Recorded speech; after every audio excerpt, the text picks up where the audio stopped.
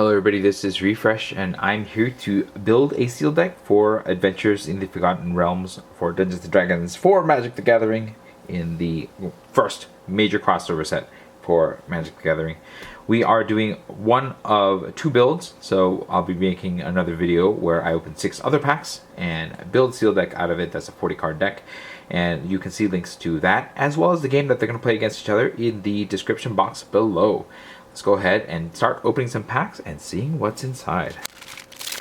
Minimus Containment, Herald of Hadar, Circle of the Moon Druid, a Dueling Rapier, a Soul Knife Spy, a Paladin Shield, a Veteran Dungeoneer, a You're Ambushed on the Road, Celestial Unicorn, Clattering Skeletons, Hulking Bugbear, Burning Hands, Purple Worm, Zorn, Island, and a Dog Illusion token.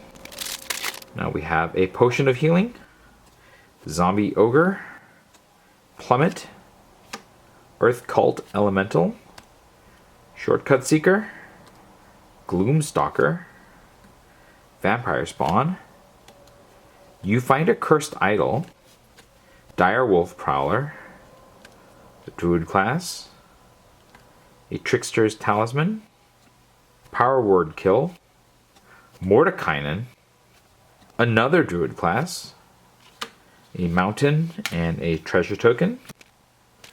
Then we have a Grim Bounty, a Sylvan Shepherd, Boots of Speed, Contact Other Plane, +2 Mace, Sepulchre Ghoul, Hoarding Ogre, Hobgoblin Captain, a Baleful Beholder, a Great Axe, You Find Some Prisoners, Tiger Tribe Hunter, a Green Dragon, a Treasure Chest, an Island, and a Spider Token.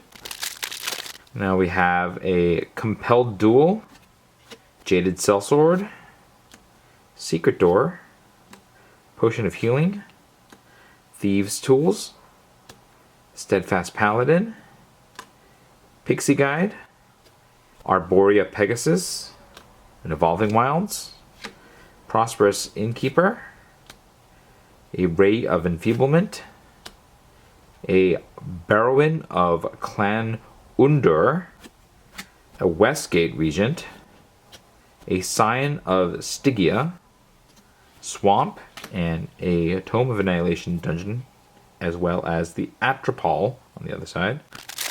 Then we have a Circle of the Moon Druid, a Dragon's Fire, a Clever Conjurer, a Dwarf Hold Champion, Deadly Dispute, Compelled Duel, Veteran Dungeoneer, You're Ambushed on the Road, a Rhyme Shield Frost Giant, Mimic, Hulking Bugbear, Cleric class, Ray of Frost, Ranger class, a Mountain, and a Add card. Now we have another Jaded Sellsword, a Shortcut Seeker, Dawnbringer Cleric, a Fates Reversal, Scaled Herbalist, Valor Singer, Ranger's Hawk, Devourer Intellect, Clattering Skeletons, Improvised Weaponry, Displacer Beast, Warlock class, a White Dragon, a Mind Flayer, a Plains, and a Wolf token. And that is it. Let's take a look at each color and analyze their relative values. White Dragon seems pretty good. Not amazing, but pretty good. The ability seems like a blue ability, so it's interesting that it is on the White Dragon, aside from it being traditionally White Dragons having cold breath, and it would be weird for a White Dragon to be another color because it's white. Ranger's Hawk is a weak dungeon seeker, but it's still a card that you might want to play in a dungeon deck, or if you have something that will power it up. Dawnbringer Cleric is somewhat useful. not that useful, but each of its abilities can help. I think it's more of a sideboard card, I think. Cleric class is probably only useful if you have some way of building a life gain deck, and I'm not sure that that's going to happen. We'll see. The cleric might work with that. You're ambushed on a road is a pretty weak combat trick. There is some flexibility, which is nice, but I'm not sure that it's something that I'm gonna be happy to play unless I can get a lot of ETB value or the fight is going to matter. Veteran Dungeoneer is a decent body. It gets you some dungeon venturing, so I think it's okay. And that's one of the things that you might want to ambush on a road. Dwarfhold Champion is weak unless you equip it. I don't have any equipment but one Great Axe, and so it's very low on the totem pole, but it is a 3-1 for 2. So, you know, sometimes if you want to have an aggressive deck, that's something that you want. Arborea Pegasus is not that great of a body, even though it's a 2/3 flyer. It costs 4 mana, and it gives another creature a one-time jump. It's not terribly exciting. If you really want to get in that last bit of damage, I guess there's something to it, but not going to be too exciting for me. Steadfast Paladin as a 2/2 lifelinker can be good with the right equipment or other ways of boosting it up, but I'm not sure that it's something that I'm excited to play. Might still play it though, we'll see. Potion of Healing, this is probably even worse. I mean, it does cantrip itself. It does give you the ability to life gain, but I think you really want to be doing the cleric class thing if you want to be playing this. And it's even less good than the Dawnbreaking Cleric. The +2 mace is kind of weak in terms of its overall value. It's a 2-mana card that gives you +2/+2, but you have to equip for 3, so it's 5 mana for a +2/+2.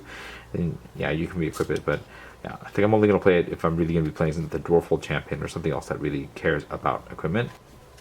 Gloomstalker, I guess, is okay in a dungeon deck, but I think it only goes in that deck, and we have to make sure that we're in that deck first, so put it in the back here. Another Potion of Healing.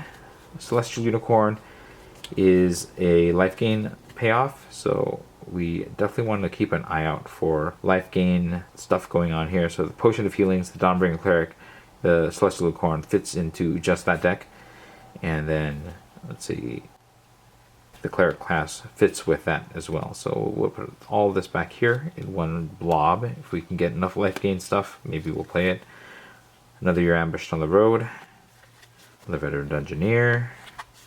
Paladin's Shield. This is also not a terribly powerful card, especially because it doesn't give any power boost, so it doesn't really help you trade up in combat. It might help your creature survive combat. It comes in a flash, and it instantly attaches. So it's kind of like a weak combat trick, but I feel like it's much worse than the +2 mace, but might fit into some kind of equipment deck. So we might play it if that's the way that we go. Minimus Containment is a pretty good removal. I mean, it does ramp your opponent a treasure, but I would keep it as a removal card. So I think white is not deeply strong. Like, it has some dungeon stuff, it has some equipment stuff, and it has some life gain stuff, but I think it would need to be paired with another color that is doing more stuff than it. And that might be the white-black. We have Barrowin of Class Endure, which is a dungeon venturing card, and it can also get stuff back from your graveyard if you've completed a dungeon. So if you have enough dungeon venturing, this is a way to go if white and black can get there together. We'll see. Blue gets us a Mind Flayer. Mind Flayer is pretty strong. It steals one of your opponent's cards as long as you control a Mind Flayer, so this is a very strong reason to want to play blue. Displacer Beast is a dungeon venturer. It's not bad, and you can return it to your hand to venture again. I think that is a reasonable card, though not a great one. Shortcut Seeker, another dungeon venturing thing. Although as a 2/5 for 4 mana, I'm not sure how often you're going to be turning this sideways because it has to deal combat damage to venture. Ray of Frost removal, not an amazing removal, but a reasonable removal. Rime Shield Frost Giant. It's cute that it uses this monster manual artwork, but you know, it's a pretty weak card. I think it's a filler. Sometimes you'll just need something like this in your deck. Clever Conjurer, I think, is just okay. I don't know where you're going to want this unless you have activated abilities that you want to untap. I guess you can use this to ramp your mana too, because it does say permanent. So a slow ramp card, maybe, or repeat your abilities card. I'm only going to play this if I have something that I really want to untap. The Sign of Stygia has the Cone of Cold effect, which, is not that amazing. But if you need to roll dice or you want to tap something out, it does have flash, so it also has that thing going on for it. I guess that makes it kind of more useful, just its general ability, but that you can't really predict whether it's going to freeze or just tap the creature. Makes it a little bit weaker. Pixie Guide is only good in the roll deck. I guess the red and blue deck is the roll deck, but I'm not sure if I'm going to be playing this unless I'm absolutely rolling a lot of dice here. So Pixie Guide will go over in the back. Secret Door. I guess this is a way to venture into the dungeon, so this kind of fits into the dungeon deck. Let's go ahead and line it up with the other dungeon cards and see if that's what we're going to do. Contact on the other plane. As an instant, potentially draw 2 and then more. I think it's fine. I'd probably play it just to draw cards, and so we'll put that up here. Mordekainen is a planeswalker, and it's a rare. Its ability draws you cards, or you can create a dog. So I think both of this is pretty good. I think Mordekainen is quite strong. I don't know if the emblem really matters, but yeah, I would play this. So blue has some really strong cards so far. The Trickster's Talisman is just okay. I guess it does give you a boost, and then if you can hit with it, you can dupe that creature that's equipped on it, but you have to hit with it. I'm not sure that that's going to be that good. Maybe an equipment deck, we'll see. There's another Shortcut Seeker. The Soul Knife Spy is a 3/2 that can draw you cards, but it has no way of getting inside by itself. So you'll need some kind of removal or some way of really being able to get this through. And I'm not sure that I'm going to be able to find that in this particular deck. But, something like Sign of Stygia or the Pegasus from white might be a good pairing for that. So there's some dungeon stuff here that could pair with white. There's some die rolling stuff that probably pairs with red. Maybe some equipment that pairs with white. It's strong because of its strongest cards, which are these two. And I'm not sure that that's enough because it is the thinnest of the card pools. But we'll see if we can play it. I'd like to. It's more exciting than playing white, that's for sure. Alright, now we have the Warlock class. This is, I guess, generally useful as opposed to some of the other more specific classes like Cleric class, because creature dies, your opponent loses life. It's not amazing, but at least you can then get some cards and then increase the life loss. Yeah, I mean, with an aggressive enough deck, I think that this is pretty good. Clattering Skeletons is a dungeon card. Maybe it is one that I'll want to play if I am doing the dungeon thing. This is a rip a card from your opponent's hand thing. I'm not sure that this is something that I'm really looking to do, except out of the board. Fate's Reversal gets you a dungeon plus returns like 1 card from your graveyard to your hand. I'm not sure that that's proper advantage here, so it's a kind of a low choice unless you want to do the dungeon. I think that Deadly Dispute can be quite good if you have the right things to sacrifice in the right deck, so maybe I think I want to play that. The Westgate Regent is very strong. The ward effect is discard a card, so you're gonna have to at least trade one, play maybe 2 cards to take out the Westgate Regent. When it does damage as a flyer, it really gets big, so it can run away with the game. I will gladly take that. The Ray of Enfeeblement I think is just okay.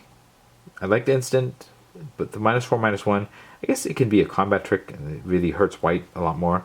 I guess it's okay. It's not amazing though, because the -1 is not that great. So we'll put it, I don't know, somewhere back here behind the Warlock class.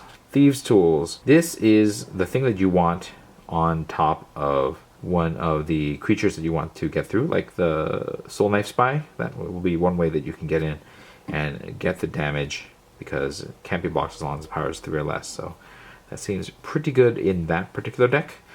I'm not sure, maybe that's a dungeon delving deck or something, but we'll see. We'll put this over here, maybe useful.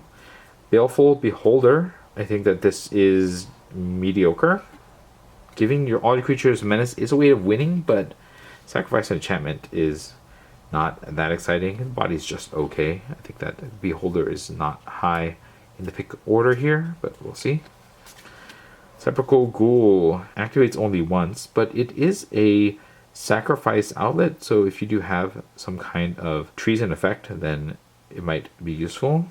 Otherwise, it's a 2/1 that can sometimes eat one of your other creatures that's going to die anyways to give it a power boost. I guess that's okay, but not deeply exciting. Grim Bounty. This is pure removal, pure awesome. Love it. Would play it. We'll play it. Power Word Kill also definitely going to get played as a cheap removal. Vampire Spawn, I guess it's a stabilizer. It's not amazing, but you know, I could see myself needing that every once in a while. It's just a generally useful card. Zombie Ogre, that's another adventure card. Kind of slow, kind of defensive, but you know, if you want to play the adventure deck, that works well with that. More Clattering Skeletons, this time using the Monster Manual Handbook artwork, so that's kind of fun. And a Herald of Hadar, which doesn't do much until you pay 6 mana, but if you pay 6 mana, you can get a variety of effects, which I guess is a drain. At the very least, you're going to hit your opponent for 2, and at the most, you'll drain, get the life, and even get 2 treasures. I don't know. I guess this is an okay, like, late game, something to do with all your mana card. So I wouldn't count this out, but it's not like an amazing, exciting card. Probably somewhere around the Sepulchral Ghoul, but definitely better than the Baleful Beholder. So black, really strong rare and removal cards. That makes me want to play it. And then, you know, some okay stuff elsewhere. Maybe a black and blue deck. Here's red, Improvised Weaponry. It's a removal card, but not an amazing removal card because it only deals 2 damage for 3 mana. And you get a treasure token, so it's kind of like 2 damage for 2 mana. But that's still not as good as Shock, and it's still sorcery speed, so not the most exciting card. I'd still probably play one of these, but not excited to play it. Valor Singer is okay. I think just giving +1/+0 on combat is mediocre. Not as good as the Improvised Weaponry. Jaded Sellsword cares about casting from a treasure, but its ability to get First Strike and Haste is not super exciting, so maybe better than the Valor Singer, but not that great. Bugbear, a 3/3 with Haste is pretty good. Like, that will get you some damage. Dragonfire is 3 damage for 2 mana, way better than Improvised Weaponry, and happy to take this. And then, you know, sometimes if you have a dragon, that's even better. Sellsword, not that exciting.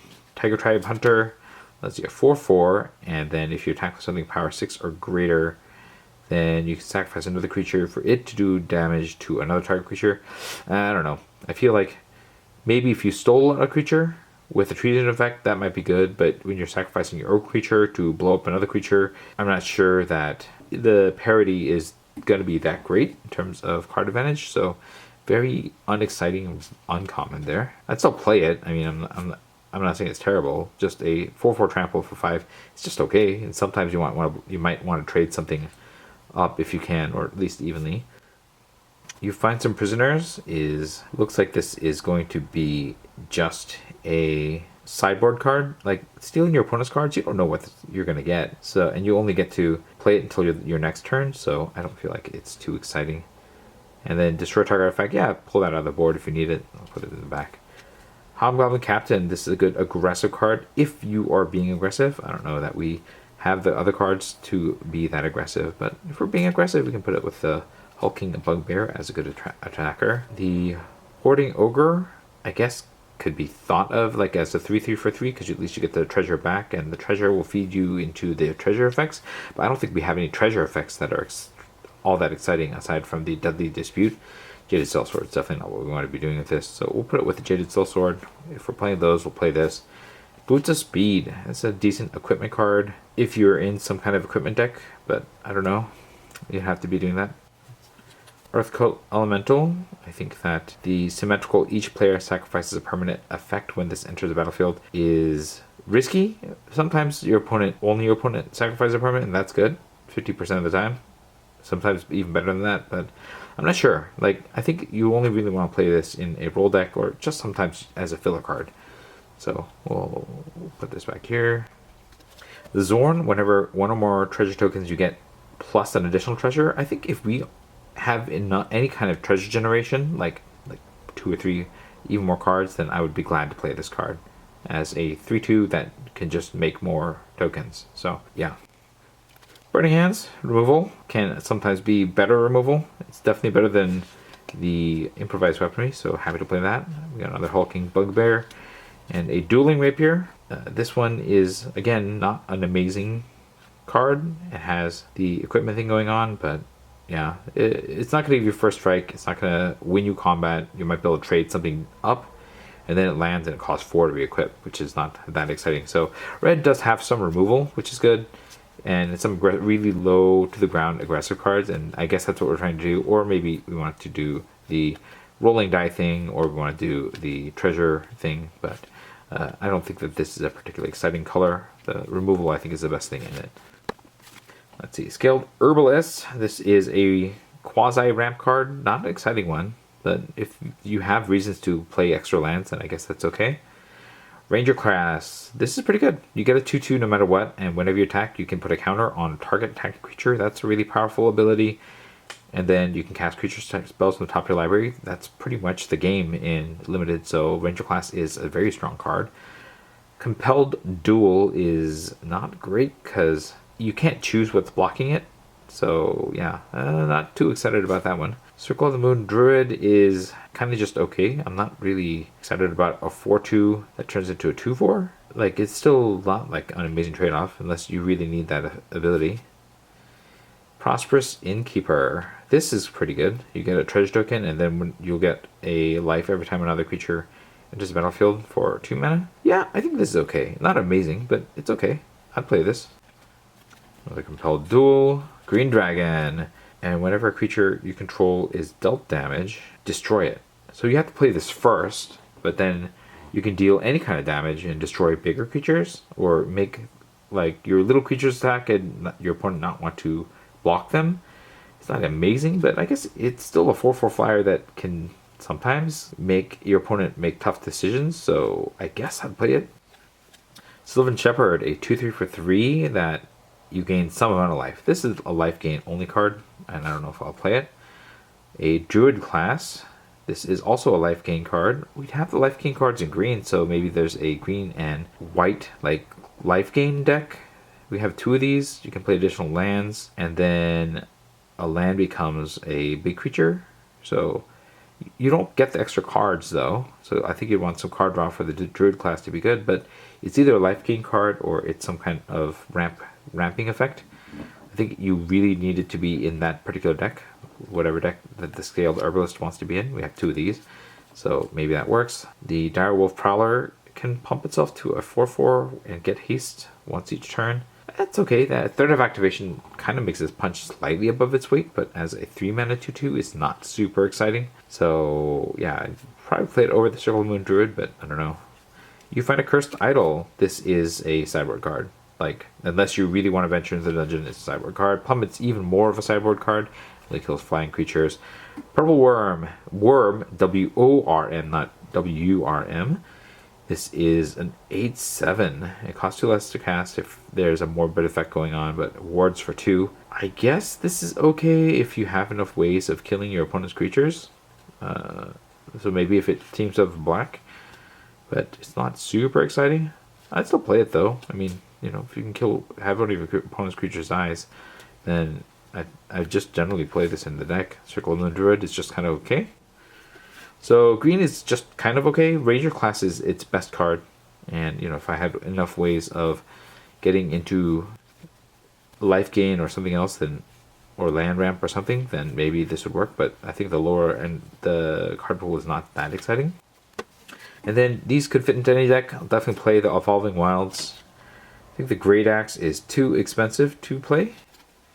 Treasure Chest. Half the time you're gonna get something really good, even if you don't. Oh, but it costs a lot of mana. You have to pay 4 to roll the d20. So, you get 5 treasures, which kind of doesn't entirely pay you back. You can get 3 life and draw 3 cards, which is really good. Search the library for a card. Not that amazing. Yeah, I don't know. I don't know if I'll play the Treasure Chest.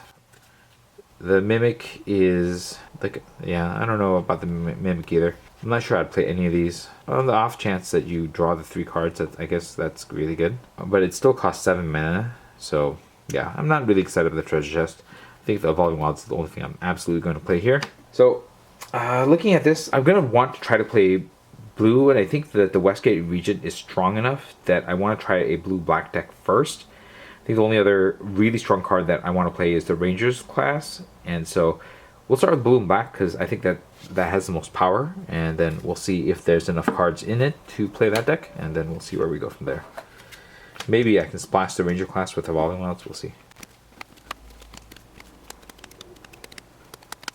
So I guess I could play the Baleful Beholder if I need it. We might cut that. I'm probably not going to play this unless I really want this first. So yeah, we'll cut this one. Alright.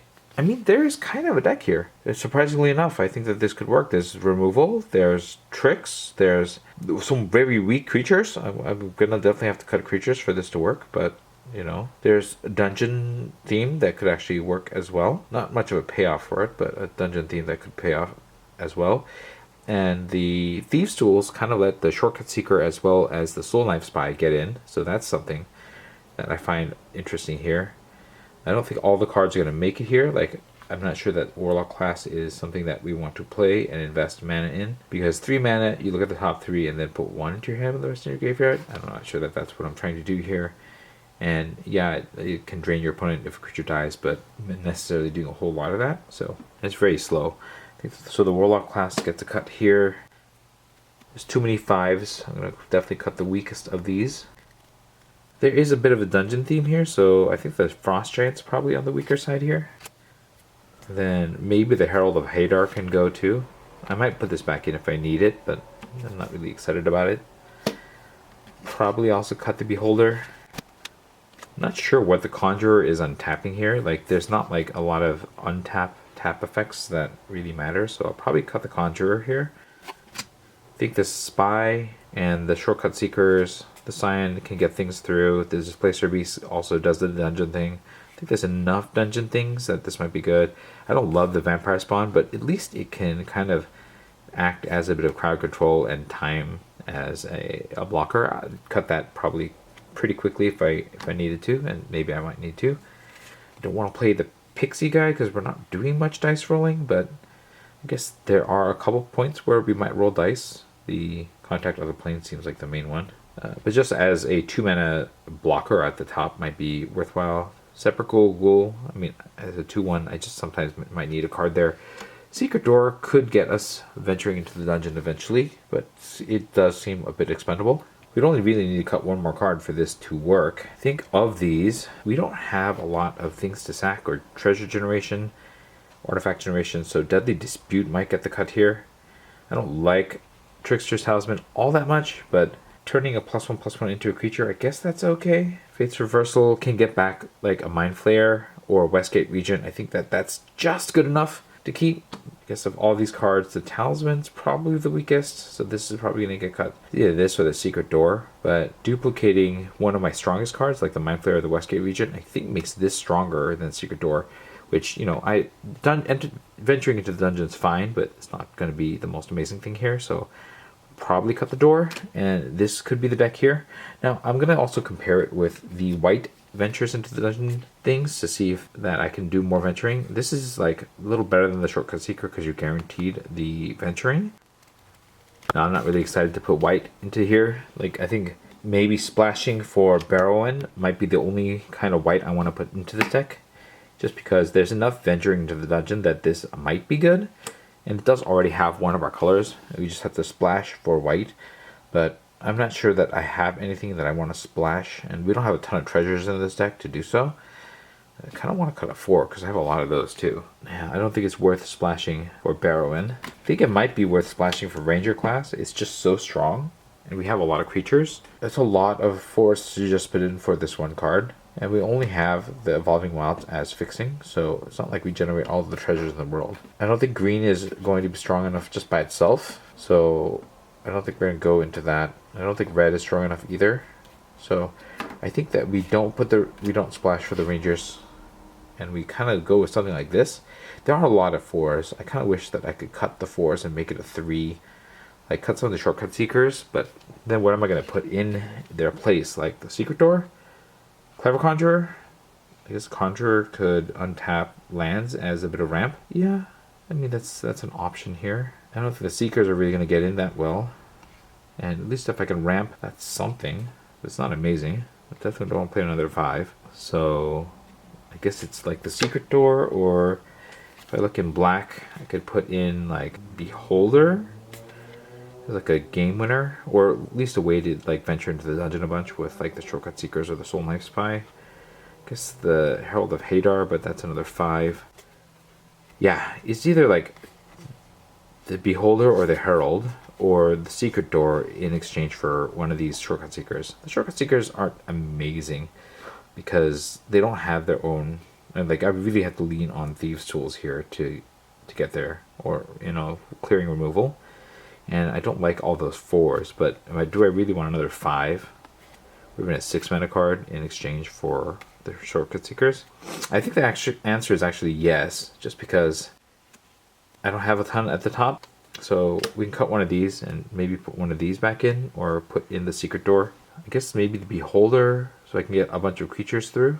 That's kind of like a game winner. Or am I going to do the Herald of Hadar as kind of an end gamer? It's a way of getting treasures once in a while. No, that's not really worth it. So giving all my creatures menace, I guess, is going to be a little bit better than Shortcut Seeker. So maybe something like this, and we'll cut the rest of these and make this the deck. All right, I feel okay about this deck. I don't think it's an amazing deck. Oh, I'm actually a card short.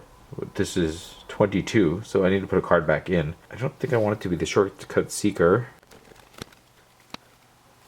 So I guess it's going to be either Clever Conjurer or Secret Door to be the 23rd card here. And this can only activate as a sorcery, so I don't think it's that great. And I'm not like doing deep dungeon stuff, so maybe I'll just take the Clever Conjurer as a way of like ramping if I really need to. Like I can tap it to untap something, a land, and then ramp to like a 6, or if we really need to play defense and offense at the same time.